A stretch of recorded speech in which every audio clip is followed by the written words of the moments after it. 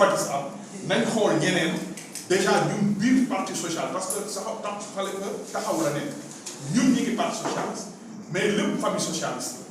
ñun li ñu bëgg mooy d'abord parce que parti social mooy parti bi nga xam ne actuellement à 2 mois des élections mën naa am candidat parce que foo dem di nga fa gis section di nga fa gis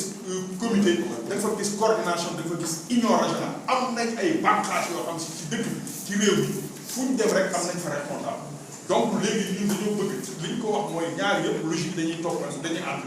du des logiques contradictoires Jean-Baptiste wax na ko normal parti bi ñun on le soutient pour que parti bi wax ci candidature Jean-Baptiste c'est une candidature sérieuse il faut qu'on la poursuive et il sait qu'il peut compter sur IRAS pour ça Khalifa aussi il sait qu'il peut compter sur IRAS pour que la famille socialiste le retrouve donc ñun dans cas bi wala cas ba yëpp ñun ñëpp ñun ñoo bokk lu bëgg mooy que programme socialiste ñëw parce que il faut le dire programme libéral dafa am alternative dañoo ko les libéraux bu ñëwee dañuy commencer juste économie toute économie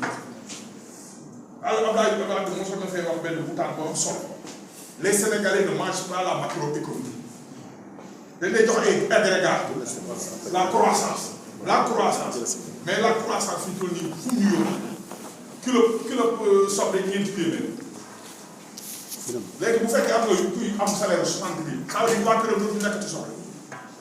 et cetera et là ça c'est différent de la vision socialiste qui place l'homme au cœur du système donc muy Khalifa muy Jean-Baptiste ay socialisme lañu idéologie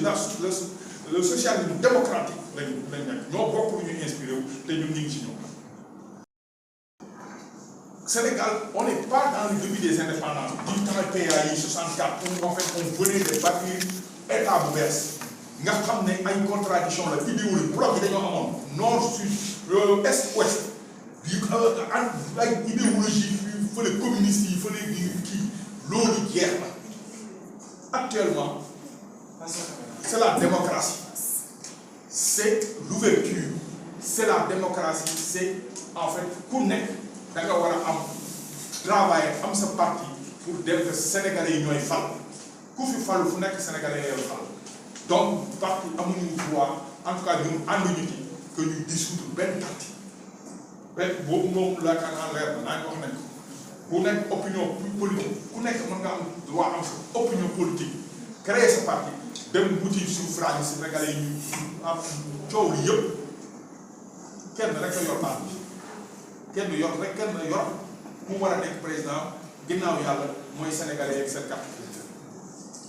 donc parti Pastef dañ ko war a rétablir parce que mu réalité la ci dëkk bi donc yaakaar naa loolu la woon question bi. non politique je suis aussi membre du secrétaire général de la coordination de l'OFS. Alors pour revenir sur les candidatures socialistes qui commencent à yi nga xam ne yéen a ngi dégg ñun ñoom bëgg nañu ne candidat xam nga mënoon nekk ci réew bu nga xam ne socialiste yi dañ ca tabax ba 2000 ñu ñaar fukki at ak ñeent parce que ñu ngi nekk opposition ñu ñëwati ne da ngeen di toogaat encore da ngeen di dem Dakar kooku moom dama bëgg wax mu leer bi yoon moom du demee noonu parce que ci diggante bi tey xale yi toog suñu ne 2000 ñii 2000 ay xale la ñu woon mais dañu ñëw toog ci parti bi di liggéey ba tey ñoom mën nañu jël parti bi continuer kon nag ñi nga xam ne ñu ngi yore parti bi yore ko bëgg jëmale parti bi feneen war nañu xool ci xale yi nga xam ne ñoom tey taxaw nañu fi jël la relève loolu dañ koy ñaaw mënuñu itam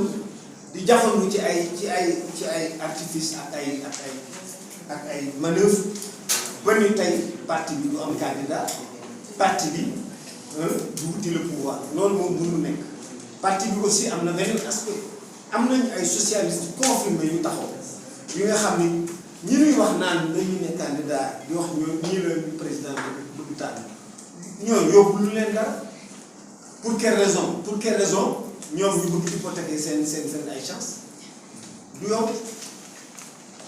parce que élection compétition la nañ bàyyi ñëpp tenter seen chance ñu xool kan la Sénégalais yi bëgg jox léegi nag beneen bi mooy tey Khalifa Jean-Baptiste ñoo ñëpp comme ni ko sama xarit bi waxee Moustapha ñoo ñëpp ay socialiste ni nit ñi mën a waxtaan ñun tamit ñu mën nañu toog ñun suñu biir waxtaan ay ñoom ñëpp ils sont candidats à la candidature. Il y a que Khalifa qui est vraiment qui est son candidat confirmé qui est sur le starting block. Mais teewul mën ñu waxtaan pourquoi ñu am une dynamique à gauche. Une élection c'est ça, c'est une somme de compétences, c'est une somme d'ambition que daje bokk un programme bokk jëm-jëm te mën nañu ko au niveau du sein des socialistes. Le dernier élément évidemment c'est la dissolution de Pastef des radiations. Moi personnellement je donne un avis qui est personnel peut-être d'autres avis taxaw nañ ci un pays dañ koy bâtir si dëgg dañ koy bâtir aussi sur les lois et les règlements. Parti bu mu mënti doon muy parti socialiste muy APR muy keneen na respecter les règles parce que bu ñu respecté wul les règles ñu ngi jëm ci jeune ñu ngi jëm ci anarchie nañu waxante aussi loolu ci biir waxtaan bi la bokk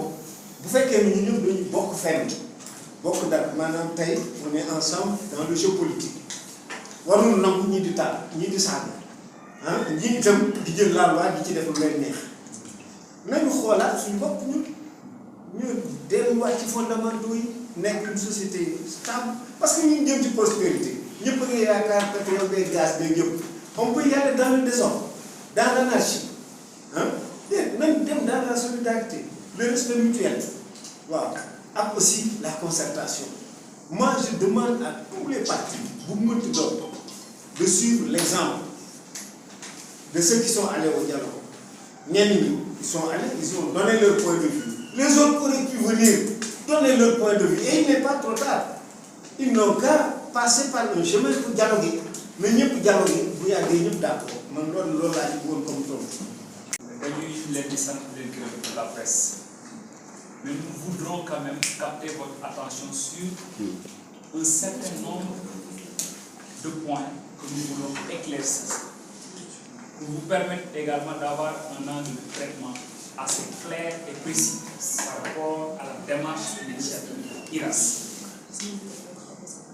Nous voulons d'abord fustiger la démarche ou le processus de prise de décision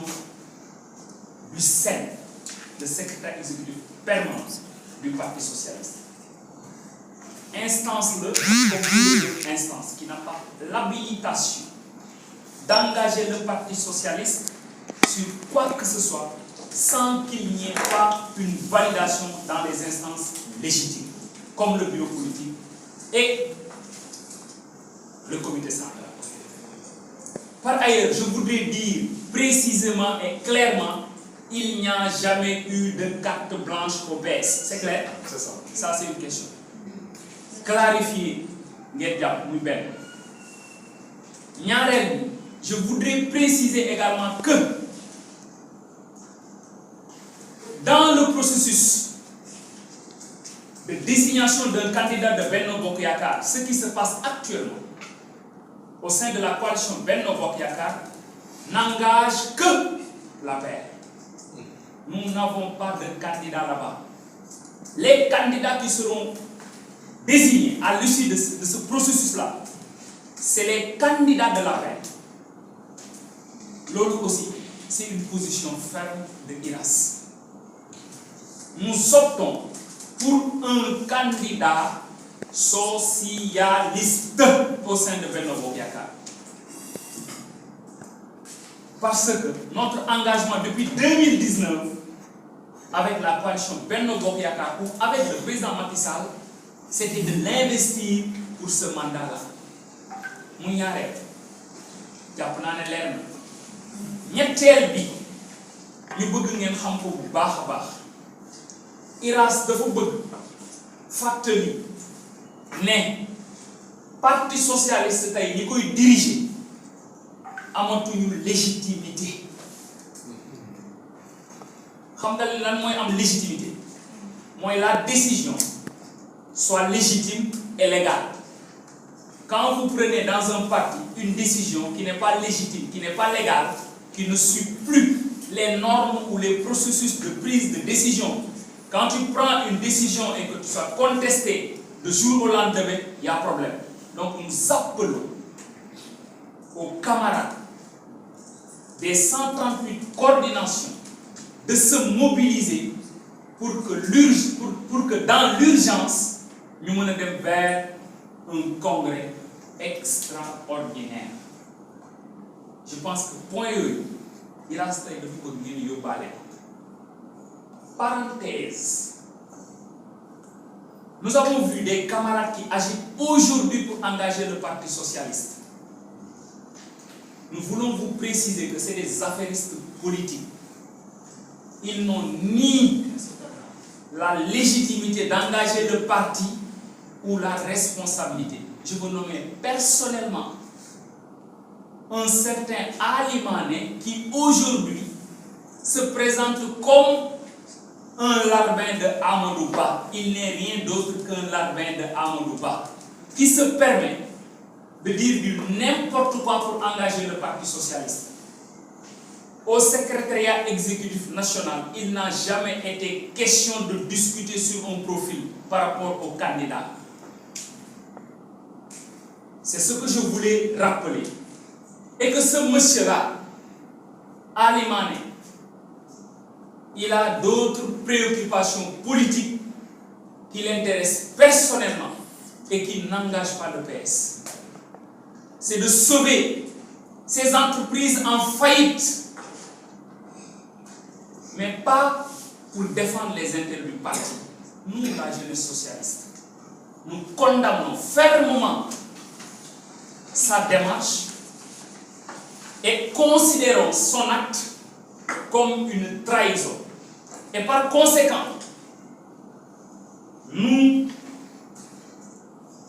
le considérons comme étant un espion au sein du parti. Ça, c'est une position. Moi, c'est mon contribution. Et je pense que si vous voulez aussi, la personne de Ali Mané ne nous intéresse même pas. Mais quand il se permet de dire ces bobards-là, nous avons l'obligation de le répondre et nous avons pris toutes nos responsabilités pour le répondre.